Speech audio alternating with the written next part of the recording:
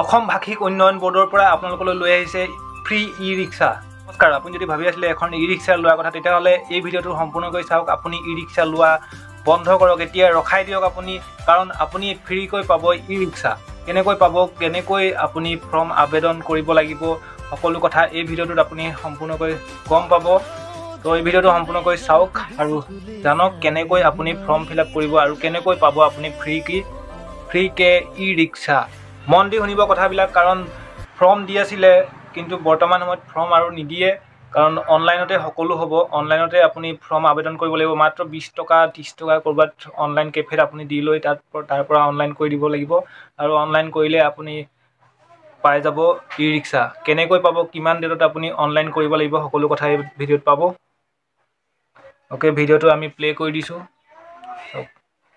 1 ডিচেম্বৰৰ পৰা যেটো আপোনাৰ অনলাইন আৰম্ভ হ'ব, সেই অনলাইনৰ মাধ্যমত সকলোৱে এপ্লাই কৰিব লাগিব। আৰু এইটো আগতেও একেটাই নিয়ম আছিলে যে আমি ফৰ্ম দি আছিলোঁ, কিন্তু ফৰ্মটো লোৱাৰ পিছত, ফৰ্ম ফিল আপ কৰাৰ পিছত 1 ডিচেম্বৰৰ পৰা অনলাইনত এপ্লাই কৰিব লাগিব আৰু 30 ডিচেম্বৰলৈ তেওঁলোকে এপ্লাই কৰিব পাৰিব। সেইকাৰণে আপোনালোকক মই অনুৰোধ কৰিছোঁ যে ফৰ্ম পালেও এখন ভাল কথা, যদি পোৱা নাই তেতিয়াও চিন্তা কৰিব নালাগে। ফৰ্মৰ ভিত্তিত মানে আমি এপ্লিকেশ্যনবিলাক নলওঁ, আমি ফৰ্মবিলাক দি আছিলোঁ এটা পাব্লিচিটিৰ কাৰণে, যে মানুহবিলাক গম পাব লাগে। কাৰণ বহুতে কি হয়, গাঁৱত মানে হয়তো টেলিভিশ্যনৰ মাধ্যমত বা নিউজ পেপাৰৰ মাধ্যমত তেওঁলোকে খবৰবিলাক নাপায়, কিন্তু আমি যেতিয়া ফৰ্ম ৰিলিজ কৰিলোঁ, এই ফৰ্ম অসমৰ বিভিন্ন মানে গাঁৱে ভূঞে চব মানে গৈছে। এতিয়া মানুহে গম পাইছে ই-ৰিক্সা দিয়া হোৱা বুলি। আপোনালোকে ফৰ্মৰ কাৰণে চিন্তা কৰিব নালাগে, আপোনালোকে ডাইৰেক্টলি অনলাইন এপ্লাই কৰিব পাৰিব। আৰু মই আপোনালোকক অনলাইনৰ যিটো মানে চাইট, সেই চাইটৰ নামটো কৈ দি আছোঁ, মনত ৰাখিব।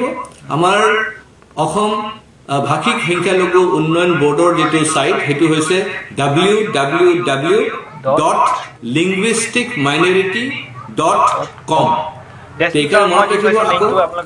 www.linguisticminority.com এইটো আপোনালোকে টাইপ কৰিব। সেই চাইটত গৈ আপোনালোকে এইটো ফৰ্ম আপোনালোকে পাই যাব, আৰু তাতে ফিল আপ কৰিব। যি ধৰণৰ বস্তু তেওঁলোকে বিচাৰিছে তেওঁলোকে আপোনালোকে ফিল আপ কৰিব, আৰু সেইটোৰ পৰাই আপোনালোকৰ একচেপ্টেঞ্চটো আহি যাব। কিন্তু এটা কথা মনত ৰাখিব, এই চাইটটো খুলিব 1 ডিচেম্বৰৰ পৰা। 1 ডিচেম্বৰৰ পৰা এইটো চাইট খুলি যাব, আৰু 30 ডিচেম্বৰৰ ৰাতি 12টালৈ এইখন চাইট চলি থাকিব।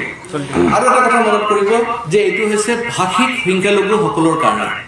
ভাষিক সংখ্যালঘু মানে লিংগুইষ্টিক মাইনৰিটি, মানে যিসকলৰ ভাষা অসমত মানে মেজৰিটি নহয়। আৰু যিসকল ধাৰ্মিক সংখ্যালঘু, তেওঁলোকে এপ্লাই কৰিব নালাগে। ধাৰ্মিক সংখ্যালঘু বুলি ক'লে আপোনাৰ হৈছে মুছলিম মানুহসকল, বুদ্ধিষ্ট মানুহসকল, খ্ৰীষ্টান মানুহসকল, শিখ ধৰ্মৰ মানুহসকল, জৈন ধৰ্মৰ মানুহসকল আৰু পাৰ্চী। তেওঁলোকে এই ফৰ্মত তেওঁলোকে এপ্লাই কৰিব নোৱাৰে।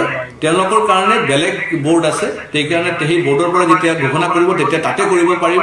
কিন্তু আমাৰ অসম ভাষিক সংখ্যালঘু উন্নয়ন বোৰ্ডত মানে এই ধাৰ্মিক সংখ্যালঘুসকলে এপ্লাই কৰিব নোৱাৰে।